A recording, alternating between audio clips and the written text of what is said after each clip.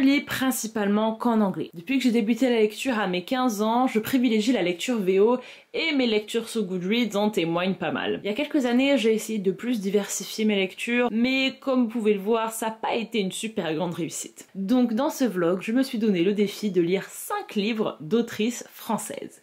C'est parti!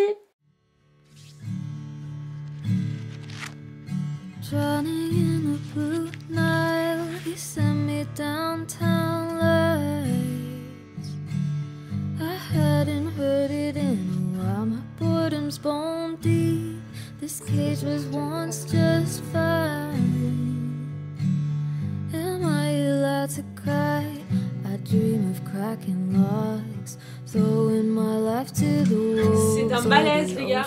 Aïe aïe aïe. Je savais que c'était un peu dur comme histoire, mais waouh, ça te met vraiment dans une situation de malaise et de gêne, mais en même temps de réalisme. Pour le moment, on a deux points de vue qui nous ont été introduits. Le point de vue d'un thérapeute et le point de vue de Abigail. T'as ses journaux intimes de quand elle était petite, quand elle avait 8 ans. Elle te raconte un peu des anecdotes de sa vie, mais avec ses jeux d'enfant. Et du coup, elle te raconte la violence qu'elle voit. Elle répète les phrases que ses parents lui disent. Et tu vois à quel point un enfant, c'est une éponge en fait. Il entend un truc, il le répète. Et même s'il le comprend pas forcément, tu peux tellement manipuler un enfant, c'est horrible. Il y a des choses qui sont pas normales. Pour elle, c'est sa famille. Et elle se demande même pourquoi dans les autres familles, ça se passe pas comme ça. Et de l'autre côté, on a donc un thérapeute qui discute avec Zoé, qui est la meuf de Gabriel, qui est donc le deuxième enfant. Ce que je crois comprendre, c'est que là où Abigail, elle a dévié en fait du schéma familial en mode moi je veux pas répercuter ce qui s'est passé avec mes parents, où elle s'est fermée dans un couvent, elle a pas de mec, elle a rien, tu vois. Ben en fait Gabriel, lui il a trouvé quelqu'un, c'est un artiste, il fait de la musique, du théâtre, c'est un peu un mec torturé. En fait on capte que il frappe sa meuf Zoé, tout comme son père en fait frappait sa mère et qu'il répète en fait ce schéma familial. Zoé qui est cette fille hyper positive, toute gentille, non mais vous comprenez, il a une enfance difficile. Incroyable! Marie-Varielle nous avait dit qu'il fallait 4 ou 3 générations pour briser un cycle dans une famille. C'est beau mais en même temps c'est très hard hein. Bonne entrée en matière, trigger warning les amis.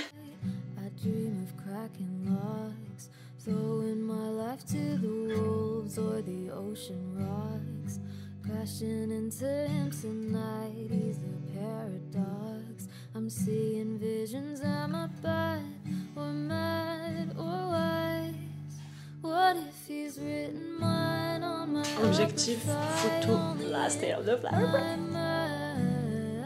En fait, j'aime bien le fait qu'on soit loin. Au fur et à mesure, tu vas te rapprocher.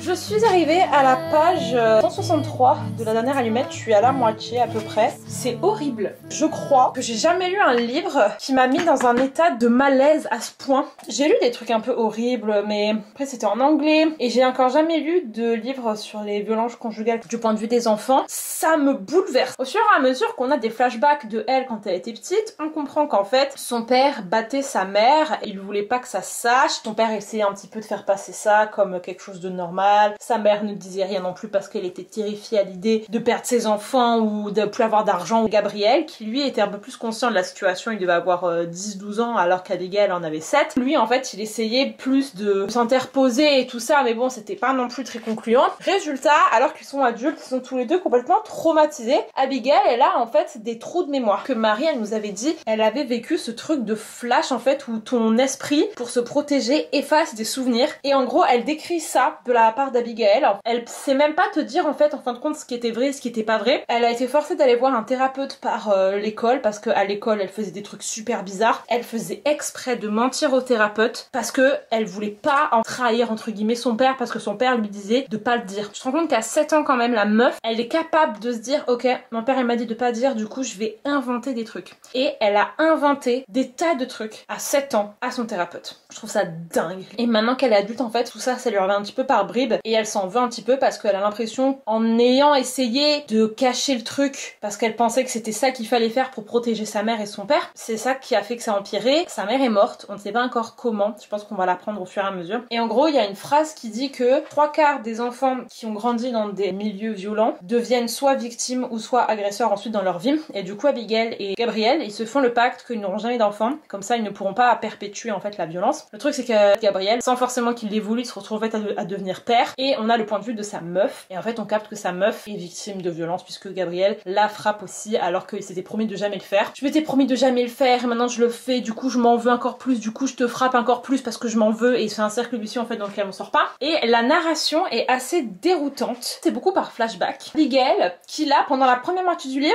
elle a pas eu d'action, elle nous raconte des choses. Et on a un troisième point de vue qui est le point de vue du thérapeute actuel de Zoé, qui est la meuf de Gabriel. Et en fait Zoé arrive pas à prononcer le mot, c'est une femme battue, bah il faut que ça s'arrête. Elle est toujours dans non mais c'est de ma faute, non mais il faut le comprendre, il a une enfance difficile et tout. L'histoire se fucking répète. Tu peux pas en fait prendre la femme et lui dire fucking wake up, parce qu'en fait ça ne marche pas comme ça. Quand tu es dans ce schéma là, tu peux pas juste claquer des doigts et en sortir en fait. J'ai pas pour mes enfants, est-ce que j'ai de l'argent ou pas pour changer de maison, est-ce que mon mari en fait il va pas me retrouver, est-ce que je vais pas passer pour une meuf fragile et une meuf désespérée par la porte des voisins. C'est pas juste oh là là il me frappe donc c'est un méchant donc je m'en vais. Non, c'est aussi quelqu'un que t'as aimé, que t'as épousé, qui est un bon père, littéralement tu le vois devant toi, qui t'arrive pas en fait dans ta tête à faire le pas de te dire c'est mal, faut que ça s'arrête. C'est horrible hein, mais elle le décrit extrêmement bien. Personnellement je trouve que c'est très bien écrit, c'est très beau, t'es vraiment absorbé, t'es happé. Je sens qu'on commence à s'enfoncer dans un truc là, mais ça te prend au trip. C'est très concret. Marie.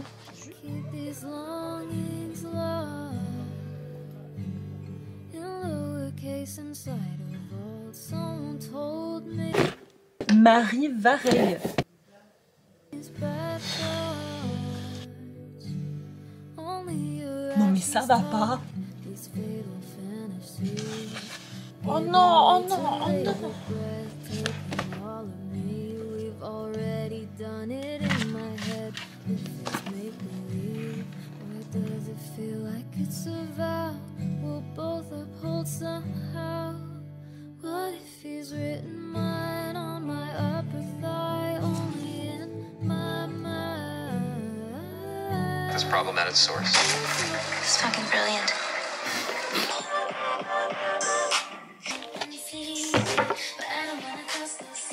J'ai fini la dernière allumette et je me suis laissé un petit peu de temps pour le décanter et il est l'heure que je vous fasse mon petit débriefing. C'était un livre extrêmement troublant dans sa narration, dans ses personnages. En gros, il n'y a pas vraiment d'intrigue. Tu cherchais juste en fait à boucler la boucle puisque tu commences par une scène qui en fait n'a pas trop de sens. Tu vas passer le reste du livre à gratter en fait le contexte. Cette scène-là, c'est un enterrement. Tu ne sais pas qui est dans le cercueil et à la fin, tu comprends. Je pense que c'était un petit peu osé de la part de Marie de baser ce livre sur quelqu'un est mort. J'ai vu des gens sur Goodreads qui disaient que ils trouvaient ça un petit peu dérangeant que le plot twist ce soit de trouver qui est mort. Est-ce que la mort de quelqu'un peut être utilisée comme un retournement de situation? Enfin je sais pas, peut-être hein, en fantasy oui, mais en fait là dans ce livre tout paraît tellement très sérieux que tu vois j'ai presque envie de dire tu t'es servi d'elle tu vois, mais en même temps oui, enfin genre c'est un livre, t'as le droit de faire ça. T'étais un peu en mode oh putain surprise, mais en même temps c'est horrible. Donc je vous avais dit qu'on suit Abigail et Gabriel. On connaît Marie Vareille. Enfin je ne sais pas si vous la connaissez, mais moi je la connais personnellement. Enfin non je la connais pas personnellement, mais elle base ses livres sur des plot twists. À la fin du livre, tu captes que t'as rien compris et du coup tu relis le livre. Une fois n'est pas coutume,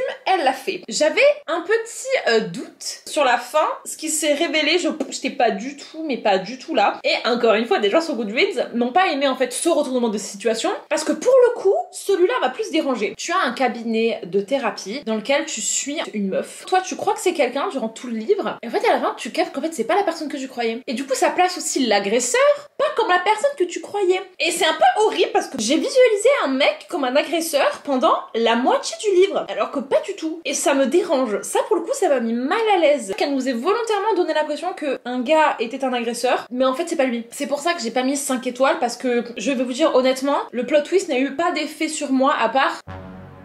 il faudrait que je fasse un dessin. Et j'ai la flemme. La dernière scène, j'étais en PLS. Je sais pas si c'est parce que c'est des enfants, ou si c'est parce que tu côtoies les gens et enfin, c'est du contemporain dans ta langue maternelle. Genre vraiment, ce livre m'a fait mal au bide, quoi. Après, franchement, Marie, elle est très talentueuse. Sa plume est divine, c'est très beau. Surtout, j'ai énormément apprécié comment elle a fait parler les enfants. Des enfants de 8 ans dans des flashbacks qui parlent comme s'ils en avaient 14. Non merci. Là, la petite, quand elle a 8 ans, elle parle comme une gamine de 8 ans. Elle a des réflexions de gamine de 8 ans. Et ce qui m'a vraiment passionnée, c'est toute la psychologie derrière, tellement progressif et surtout t'es dans tout un engrenage en fait où tu te dis mais c'est de ma faute, mais en fait je le mérite, nanani. Enfin, si vous voulez avoir mal, let's go. Close to you. Et du coup j'ai démarré celui-là. Je me suis dit ok, on change complètement de style, on va partir en romantasy avec les fleurs les plus dangereuses n'ont pas d'épines de Lydia. J'en suis à 100 pages à peu près. J'ai un petit peu de mal à me mettre dedans. J'avais vu plusieurs reviews comme ça qui disaient que le world building était un petit peu complexe. Enfin, complexe c'est un grand mot, hein, parce que à mon niveau, c'est complexe. Il y a beaucoup de royaumes, on t'explique que tel royaume a fait ci, a fait ça. Je dirais que c'est complexe, mais franchement, je pense qu'on me rit au nez parce que c'est pas complexe en fait, c'est juste du world building de fantasy de base. On suit l'histoire de Isabelle et Andarina, qui ont toutes les deux en fait hérité d'un petit don sympa qui leur permet d'avoir une connexion avec les plantes et d'arriver un petit peu à les manipuler. Et notamment, elles sont toutes les deux les filles de grands créateurs de thé et leurs familles ont une boutique de thé ennemie. Donc c'est un petit peu Roméo et Juliette mais version thé. Elles étaient amies quand elles étaient plus jeunes, elles sont devenues super ennemies. Et là, la reine se fait empoisonner par du thé. Un des émissaires du royaume charge les deux filles de trouver qui est le meurtrier de la reine. Si elles ne trouvent pas de meurtrier, c'est elles qui iront en prison. Et du coup, elles vont devoir s'allier contre leur gré. On apprend petit à petit à connaître les filles et deux caractères sont vraiment très distincts. Isabelle, c'est un peu le feu, c'est celle qui se bat, elle est beaucoup plus courageuse, beaucoup plus intrépide et tout. Et Andarina, elle est beaucoup plus dans le paraître, un peu plus girly, mais en même temps, elle a un petit peu une langue de vipère. Je me doute qu'il va y avoir une petite romance entre toutes les deux. Donc, on part du coup sur un Enemies to Lovers. Ça nous introduit à toute une histoire en fait familiale, une histoire par rapport à elle, à leurs dons, d'où ça vient. Et en gros, tout ça serait aussi relié au meurtre de la reine. Et je trouve que pour le coup, Lydia, elle écrit très très bien. Je ne peux pas m'empêcher de regarder la couverture. Je la trouve trop belle et ça me donne envie de boire du thé. Du coup, je vais boire ce thé que j'ai acheté hier avec ma mère. Le thé des Alizés, qui est un thé à la pêche et à la fleur d'oranger. I ain't got a single problem with provocative.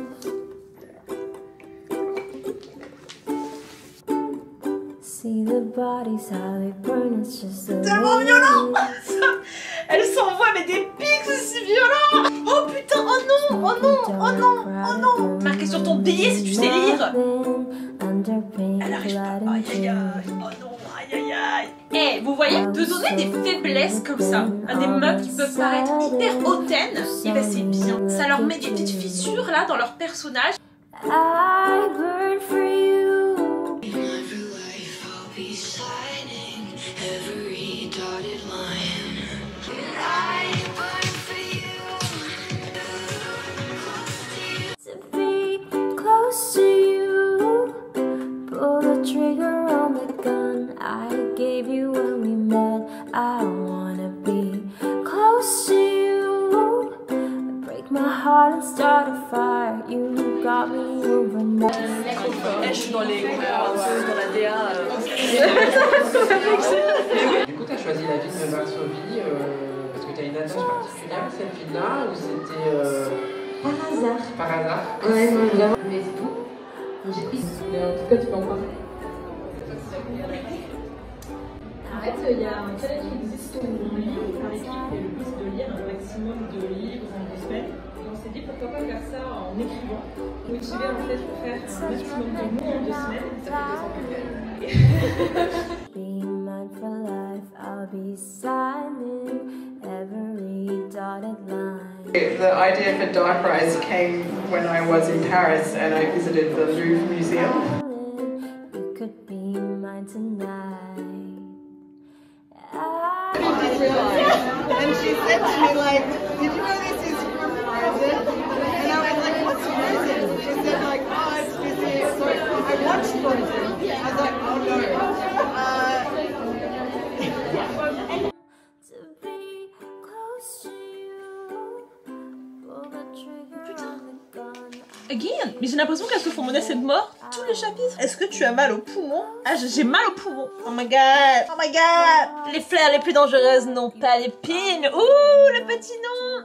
Embrassez-vous. Embrassez-vous. Il est où mon bisou? Putain, j'espère que dans l'épilogue, ils vont s'embrasser. Je reste un peu sur ma faim. enfin! En vrai, il y avait les grosses montagnes russes là. Putain, je pensais trop qu'on allait avoir un petit bisou, une petite déclare. Je pense que je vais mettre 3,5 étoiles sur 5. Comme je vous ai dit, le world building est très fourni. Et personnellement, je pense que je n'ai pas tout suivi, malheureusement pour moi. En tout cas, les interactions entre nos deux filles, elles ont vraiment tenu, mais toute l'intrigue. Leur dialogue était trop cool. Et j'ai bien aimé comment en fait leur relation a évolué. Elles sont restées vraiment en mauvais termes une bonne partie du livre. Et ça, franchement, c'est risqué, mais en même temps, je trouve que c'est très cool parce que c'est un vrai enemies to lovers. Elles se connaissaient quand elles étaient plus petites, donc en fait, cette haine, ça cache aussi beaucoup d'amour, quoi, beaucoup de souvenirs. Elles ont été menacées de mort et du coup, elles ont dû se sauver mutuellement. Andarina, mais quelle queen! La meuf, elle ouvre sa porte de prison, elle mytho qu'elle est dans les pommes pour écouter un petit peu les conversations. En tout cas, c'était très très chouette, très original, c'est très facile à lire et la plume est aussi très très agréable. Et j'ai très envie de boire du thé. Je sais pas si vous voyez, mais le mec là-haut, il a mis un peignoir à sécher et en fait je crois qu'il y a quelqu'un ou un fantôme depuis 3 jours et ça me stresse énormément. Driving on the right side road, he says I'm pretty wearing this clothes, and he's got hands that make hell seem cold, feet on the dashboard. He's like a poem. I wish I wrote, I wish I wrote. And he laughs at all my jokes, and he says I'm so American. Oh God, it's just not fair of him. Hi, je n'ai quasiment plus de batterie, mais je voudrais quand même vous faire un petit update de ma vie parce que je vous ai pas pris depuis genre une semaine. J'ai lu les premiers chapitres de Les coquillages me s'ouvrent quand était Clara. Je suis l'histoire en fait de 2 sœurs, Phoebe et Lena, et on a leurs 2 points de vue alors qu'elles vont passer un été à Anglais, qui est la ville où habite leur grand-mère, et depuis qu'elles sont toutes petites, elles passent toujours leur mois d'août à Anglais. Pour les 2, c'est vraiment un symbole de liberté, elles adorent la mer, elles adorent l'ambiance, elles surfent, enfin vraiment c'est des filles de l'été, et comme on sait que Clara adore les livres qui se passent en été, ces 2 sœurs, elles ont aussi chacune un petit peu leurs problématiques en lien avec leur âge, leur vécu. Phoebe, elle se sent complètement vide, elle est un peu en burn-out étudiant et il y a ce gars dont elle est extrêmement amoureuse qui habite justement à Anglais et chaque année ils se retrouvaient, mais cette année ils ne sont pas ensemble, elle ne veut pas le voir et on ne sait pas trop pourquoi et du coup ça va peut-être être un second chance, on va savoir qu'est-ce qui s'est passé. De son côté, Lena c'est un petit peu la fille qui apparaît comme la ratée de la famille, elle veut partir 1 an en Australie faire jeune fille au père, elle fume un peu, elle sort tout le temps, l'adolescente un peu perdue mais qu'on catégorise tout de suite.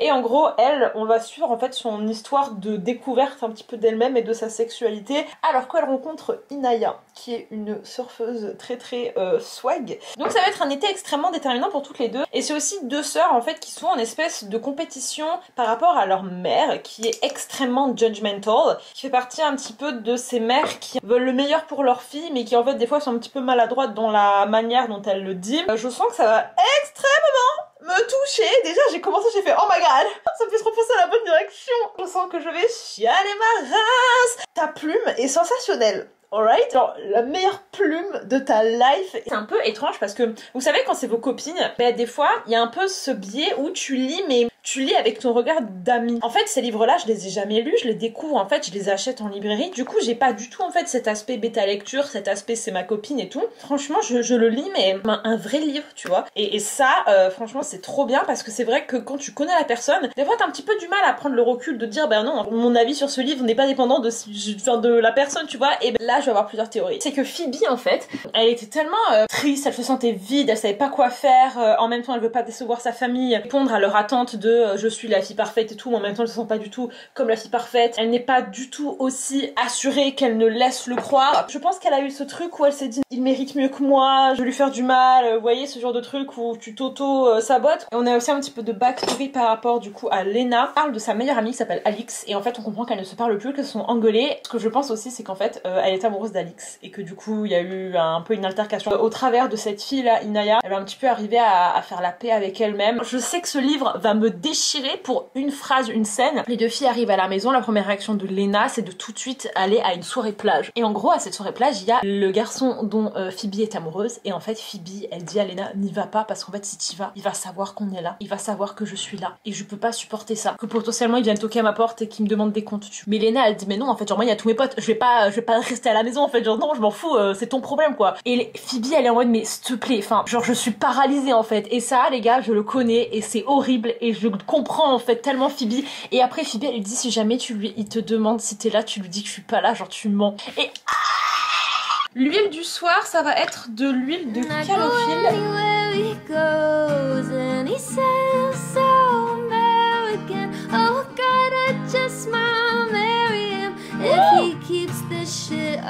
J'ai mis de l'huile et en fait ça me brûle les yeux parce que je pleure. Non. Oh fuck, c'est horrible. No, you can't do that. Ah c'est horrible, ah je peux pas. Oh non mais t'es conne. Ah mon dieu c'est le malaise mais horrible. Oh, et c'est sa nouvelle meilleure pote. Bon, on va s'arrêter là pour ce soir, parce que comment te dire, c'était horrible, je relis pas ça 2 fois. Hein. Allons dormir maintenant.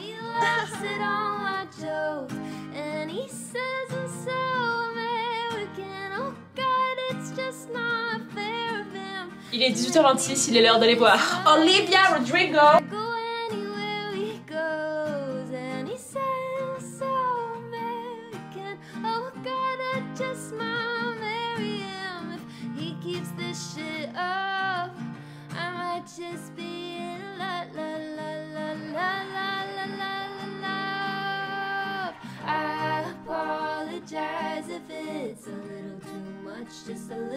Les paillettes ont résisté à Miss Rodrigo. Est-ce que juste tu peux redire ce que t'as dit quand je t'ai dit que j'allais voir Olivia Rodrigo? C'est du reggaeton. Du coup, on est arrivé, on entre dans notre visibilité réduite de mes couilles. En fait, on était juste sur le côté de la scène. On voyait toute la scène, mais juste ils étaient de dos. Donc en fait, on a passé le concert à regarder les fesses de tout le monde. Tant que je me démaquille, je vais vous faire un update sur les coquillages. En fait, hier, j'ai lu plus. C'est absolument incroyable. En fait, elle a vraiment un talent pour mettre des mots sur des émotions que tu comprends pas forcément. Genre la petite Phoebe. En fait, elle retourne dans cette ville dans laquelle elle s'est toujours sentie si libre. Et en fait, cette fois-ci, elle s'y sent pas du tout bien. Elle arrive plus à reconnecter avec tous ces gens. Et en fait, elle arrive même plus en fait à se souvenir quand elle se sentait bien dans cette ville. Et c'est assez depressing. Sa petite sœur, en fait, elle arrive pas non plus à la comprendre. Sa mère n'arrive pas du tout à la comprendre. Alors par contre, la mère, ouf, ça c'est très dur. Hein. Les retrouvailles avec Isaac ont été absolument démoniaques. On va arriver au moment où ça va tout péter dans la maison. Tout le monde va se gueuler dessus. Tu peux faire le bruit de Donald là, enfin...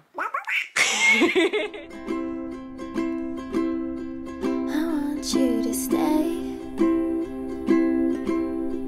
till I'm in the grave, till I rot away, dead and buried, till I'm in the casket you carry. If you go, I'm going too, 'cause it was always you. And if I'm turning blue, please don't save me. Nothing left to lose without my baby. Birds of a... Ce livre est extrêmement court. Je suis déjà presque à la moitié, mais c'est aussi surtout extrêmement angoissant. En fait, ça parle d'une secte. C'est une meuf qui va dans une famille, une année de césure aux États-Unis. En fait, elle tombe dans une famille d'une secte ultra catho. Et en fait, genre, elle lui demande de lui donner de l'argent et tout. Et en gros, là, il y a une meuf qui est forcée de se marier. Et du coup, genre, elle s'enfuit.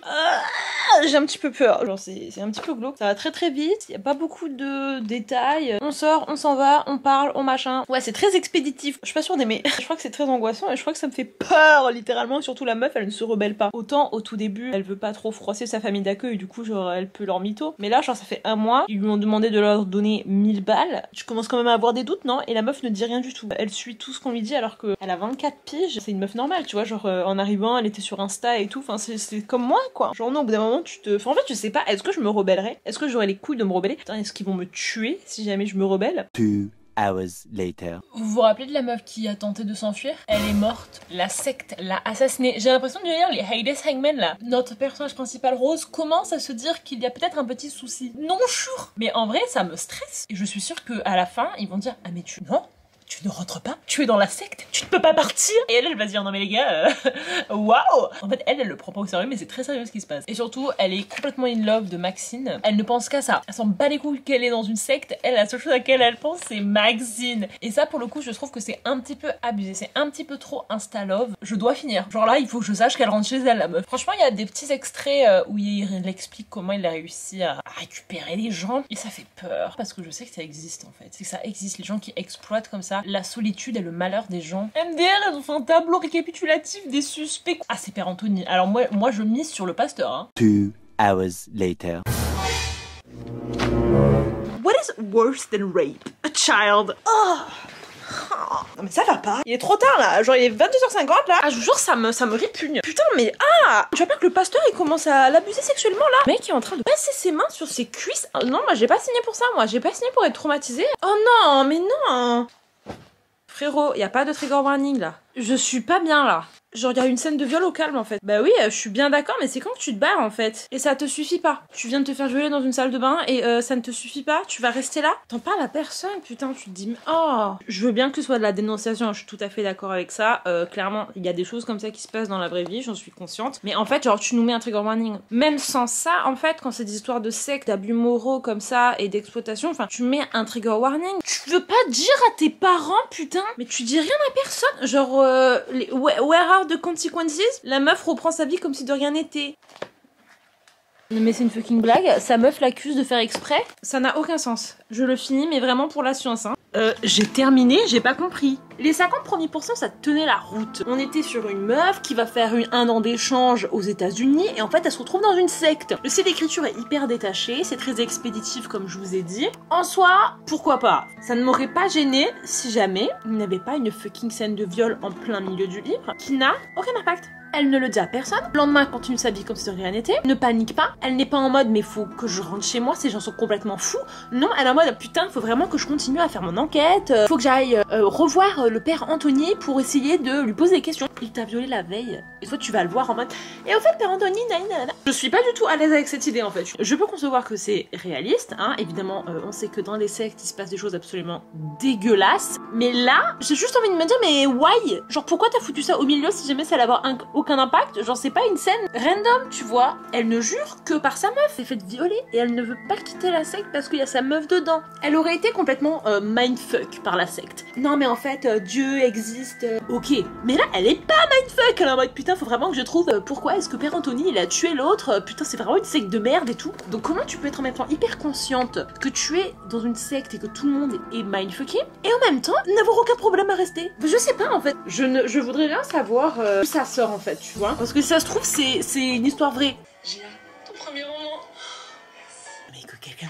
Pourquoi vous êtes trop chill? Pourquoi vous êtes chill les gars? Moi je voulais juste qu'on m'explique. Je suis ouverte à une explication hein. Les trigger warnings c'est pas que pour la littérature young adulte. C'est pas que pour les gens qui ont des comptes Booksta et qui potentiellement peuvent venir vous taper sur la tête. Toute la littérature qui sort, ça vaut aussi pour ça. Que ce soit young adulte, new adulte, adulte, on veut des trigger warnings. C'est pas anodin en fait. Et l'argument de dire oui non mais c'est bon, quand t'es adulte, tes responsabilités, si ça te choque, ben arrête de lire. En fait quelqu'un qui lit n'a pas envie d'être trigger comme ça. Pas choqué trop vite en fait. Genre là c'était graphique les gars, c'était décrit, ça te coûte rien du tout. Et tu peux permettre à des gens de ne pas prendre ton livre et de protéger leur santé mentale. Putain je suis bien contente d'avoir Taken Heart demain là, ça va me détendre.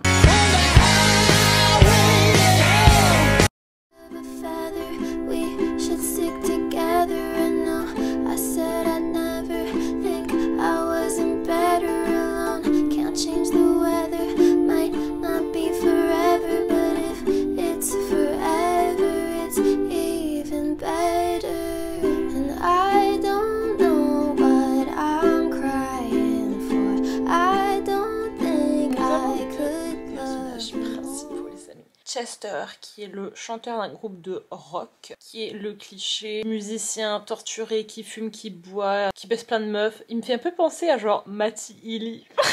Et de l'Oxysamo Ali, qui est une danseuse et qui voudrait devenir danseuse étoile. J'ai lu 32 pages précisément. Je vois déjà deux choses qui me plaisent énormément. De 1, la plume, plutôt sympa. Ça c'est un truc dont je me rends compte, quand je lis en anglais, en fait je ne vois pas, à moins que la plume soit vraiment genre hardcore, je ne remarque pas. Toutes les phrases, une réflexion. En fait genre là je suis en train de me dire sur la meuf, la réécriture qu'elle a dû se taper parce que chaque phrase a un petit truc. Et le deuxième truc que j'aime plutôt bien, c'est que on a deux univers, la musique et la danse, et franchement elle y va à fond dans les deux univers. Donc... tellement hard, tellement loin. Les gars, pourquoi les gens s'engueulent là? Les deux personnages principaux viennent de se rencontrer. Les insultes sont parties tellement vite. Vous ne vous connaissez pas. Le mec veut exploser un verre sur sa tête. You crazy? Il lui dit mais t'es vraiment un rocker de merde. À chaque soir de sa tournée, il baise une meuf différente. Je vais te casser le verre sur la tête et tout. N'insultez pas les gens que vous ne connaissez pas. Je suis intriguée de voir comment ils vont pouvoir revenir de là.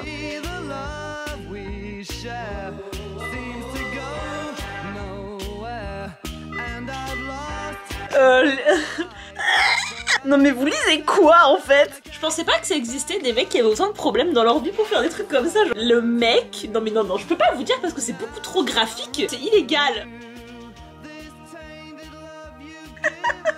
Les gars, j'en peux plus, viens de lui lécher le cou. Didier, il faut pas lécher les gens. En gros, on en apprend un petit peu plus sur la backstory de nos personnages principaux. Ali, j'ai quand même l'impression qu'elle a été agressée et ça l'a mis dans une phase de dépression énorme. Là, le fait que Chester, il soit constamment en train de la menacer, de la coincer contre des murs et de lui lécher le cou, ça la trigger de malade, ok? Donc le but là, c'est qu'ils sont amoureux. Ça part déjà sur quelque chose d'un petit peu compliqué. Donc elle le repousse. Elle ne l'appelle même pas par son prénom. Elle l'appelle genre le rocker. Et elle, j'ai quand même l'impression que comme elle est rousse, elle lui rappelle son ex ou un truc comme ça. Et il a littéralement dit qu'elle aurait dû brûler sur le bûcher. Non mais à l'aide. Non mais frérot, là tu as littéralement frôlé l'agression sexuelle. C'est très grave ce qui se passe en fait. Ah non par contre là, SVP, la dernière chose dont j'ai envie, c'est qu'elle écoute la musique, soit oh my god, mais Chester est tellement torturé. J'ai compris un truc, elle va faire le clip. Ah mais putain, mais elle l'appelle Chestanas comme le démon genre. Non mais ses potes ça les choque pas. Ils sont en mode oh mais c'est bizarre votre petit jeu. Ce n'est pas un jeu. No, bitch. Même si tu es un garçon torturé, Chester, ça ne se fait pas de lécher le cou des gens. 2 days later. J'ai deux choses très importantes à vous dire. De une, je suis tombée dans la propagande de Chapel Rowan et You can kiss 100 bars. Et deuxièmement, je vais dire un truc, je pense que ça va peut-être pas plaire à tout le monde. La limite est fine entre Chester et Asher. Si on y réfléchit 2 secondes, je vais t'exploser le verre sur la tête, is de nouveau, je vais te brûler la main sur la plaque de cuisson. Non, parce que là, en gros, nous sommes à la page 221. Il vient de faire la première bonne action de sa vie. Il l'a vu en train de se faire harceler physiquement. La meuf était sur le point de se faire écraser les pieds par ses collègues danseuses. Et il arrive le mode, alors en fait, il n'y a que moi qui ai le droit de faire du mal, du coup, vous allez tous faire foutre. Et après, je crois la porte pour l'amener à l'infirmerie. Honey, cause you're hot and you're cold, you're yes then you're no. Non, il y a rien qui va dans ce livre et du coup ça se lit bien parce que tu veux savoir jusqu'où ça va aller cette histoire. On est un petit peu masochiste quand même sur les bords parce que là tu vois je me dis oh my god il la porte. En l'espace de 220 pages il a coché toutes les cases du mec que tu ne dois jamais, tu n'es pas un mec marié tu vois. Mais on est faible parce qu'il la porte et parce qu'il la sauve de ses copines alors qu'il a littéralement fait la même chose il y a 4 jours et demi. Est-ce que je nage en plein rêve? Cette situation n'a ni queue ni tête, ça paraît irréel, voire extrêmement louche de la part de ce démon, ce psychopathe. J'ai beau me creuser les mains, je n'arrive pas à cerner son petit manège, mais moi non plus chérie. Pourquoi Chester Hanson veut-il m'aider? C'est sûr, il a quelque chose derrière la tête. Elle l'appelle le rocker, H24. Elle l'appelle genre ses copines, la mexicaine, la sénégalaise, la japonaise, alors qu'elles ont des prénoms. En chemin, nous croisons beaucoup trop de monde. Alors mon réflexe est de me cacher derrière mon sac. En fait c'est drôle, genre il y a une partie de ce livre quand ce n'est pas problématique qui est drôle. Je me trouve si proche de Chester que les effluves épicés de son parfum titillent mes sens. Et ça sent très bon. C'est bien hein? Et où est Estelle? Et tu leur as dit quoi? Elle travaille. Je fais non, elle fait sa chaîne YouTube là et tout. Je rigole, j'ai dit que tu travailles. Ah ouais. C'était bon, j'ai mangé du pigeon. Quoi? Ah mais c'était fancy comme... Attends mais tu sais que c'est dans le livre de Margot ça? Je suis dingue, j'ai pris une tarte au chocolat mais elle était ultra sucrée, j'aime pas ça. Moi je préfère quand le chocolat il est... tu vois, le chocolat, genre tu manges le chocolat direct. T'as pas j'avance dans le livre là. Mais c'est hardcore genre les... En fait le mec... Non pour le moment il baisse pas. Pour le moment il faut pas l'amour parce qu'en fait... Bonjour mes petits loulous, c'est Lucas, c'est About Lucas.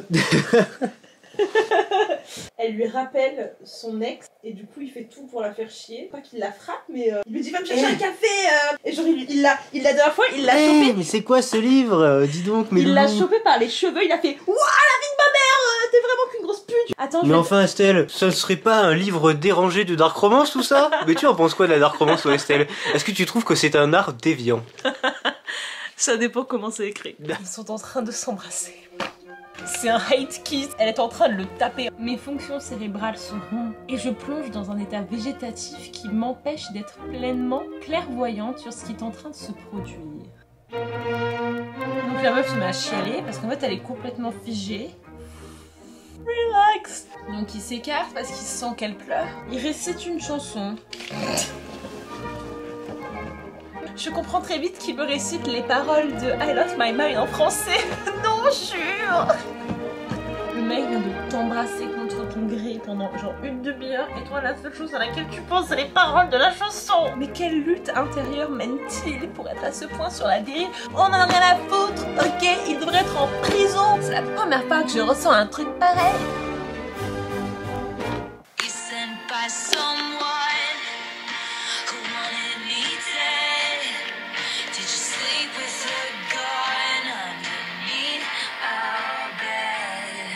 Mesdames et messieurs, nous sommes à la fin de ce vlog de livres français.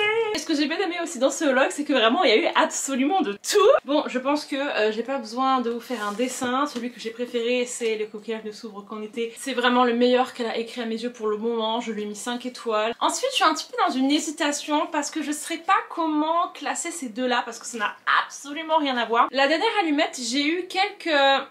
J'ai pas trop aimé les plot twists et en fait ce qui se cachait derrière les plot twists, mais c'était tellement poignant, ça m'a fait du mal en fait, mais en même temps c'était fascinant quoi. Et de l'autre côté celui-là était tellement mimes, la romance était extrêmement bien exécutée, j'ai trouvé que en termes de Enemies to Lovers, ça c'est une très très bonne référence et j'ai juste passé un très bon moment de lecture. Si je dois me baser vraiment que sur la plume et tout ça, je pense que je partirai plus sur la dernière allumette, mais en termes vraiment d'appréciation du moment, je pense que je vais plutôt partir sur les fleurs. Et ensuite on arrive aux deux grandes déceptions, Rodeo Vice et Tainted Hearts. En fait celui-là, je pense que je vais vraiment le classer en dernier. S'il y avait du potentiel, c'était plutôt bien amené, mais en fait c'est vraiment l'écriture pour moi qui a pêché. J'ai trouvé que le rythme était beaucoup trop rapide, c'était très expéditif, on n'avait pas beaucoup de développement des personnages et considérer ce qui arrive aux personnages, il aurait fallu pour moi beaucoup plus d'émotion en fait et de juste qu'est-ce que le personnage ressent quoi. Et surtout petit coup de gueule sur celui-là parce qu'il y a des scènes de viol explicites, on est dans une secte, il y a de la manipulation, des abus moraux, physiques, tout ce que vous voulez et il y a zéro trigger warning. Ce qui nous laisse avec le petit dernier, Tainted Hearts. Le gros problème avec cette histoire, c'est que c'est qualifié de Enemies to Lovers. Il faut pas confondre Enemies to Lovers et Illégalité to Lovers. Je comprends que ça puisse plaire parce qu'il y a de l'adrénaline, c'est très tabou, c'est très ambigu, c'est très violent. Tu flippes quoi, la meuf a peur et le mec aime ça et pour moi ça peut pas construire une base de romance. Et la raison pour laquelle donc le fameux Chester est aussi abject, c'est complètement flou, on sait pas pourquoi, c'est pas très fondé. Moi j'aime pas le harcèlement to lovers en fait, genre il y a des scènes où il l'embrasse de force, où il la touche de force, et vous voyez il y a des choses desquelles on ne revient pas. Tu peux avoir un Enemies to Lovers où ça s'insulte et tout, ça se lance des pics, le rapport n'était pas du tout à égalité hein. S'il y en avait un c'était Enemies et l'autre elle se faisait martyriser. Le point positif c'est que j'ai vu que ce livre était catégorisé en dark romance, chose que je ne savais pas, et ça c'est très bien, franchement ça c'est très bien, gardez ça là. Ça peut apporter la touche d'alarme et de dénonciation qu'il y a peut-être pas forcément dans le livre. Je sais en fait que Jen, elle est consciente parce que Ali, dans son monologue interne, elle dit non mais il a un sérieux problème, je le déteste, mais ça l'empêche pas de quand même sombrer et ça l'empêche pas d'être attiré par lui et cette histoire elle existe. Faudrait retrouver en fait une façon d'écrire ça pour que vraiment on capte que en fait on remet les gens à leur place, tu vois, genre là Chester, please, que quelqu'un le secoue quoi. Et je sais qu'il va devenir trop mignon, trop gentil et tout. Après, regardez-moi, hein, je l'ai terminé, hein, je l'ai lu très vite, hein. Je trouvais que la plume était vraiment pas mal, sauf les tournures de phrases qui parfois je trouvais étaient extrêmement alambiquées et très soutenues pour un dialogue entre des gens qui sont un petit peu des rockers et tout. Ce genre de truc là, ça a la qualité d'être addictif. Et ça a surtout en fait la qualité de te faire te demander mais what the fuck is this? Je suis en train de lire le résumé. Tous les opposent et pourtant ensemble ils vont entamer un jeu dangereux. C'est que Chester qui joue. Ali elle joue pas. Ali elle est putain de trigger et traumatisée de A A à Z. Et du coup c'est pour ça que le Enemies to Lovers pour moi ça marche pas. Ça tu vois pour moi ça aurait pu marcher si jamais Chester il serait resté dans une limite et qu'on ait eu des vraies raisons de pourquoi il la déteste. Donc malheureusement c'est un fail pour Tainted Heart, mais il a quand même la place de 4ème et qu'il a des trigger warnings. Et voilà les amis, c'est tout pour cette vidéo. Si jamais vous avez lu certains de ces livres, n'hésitez pas à me dire ce que vous en avez pensé. Ceci n'est qu'une partie 1, je pense que je vais essayer de faire ce vlog une fois par an. Je vous fais des gros bisous et je vous dis à la prochaine vidéo.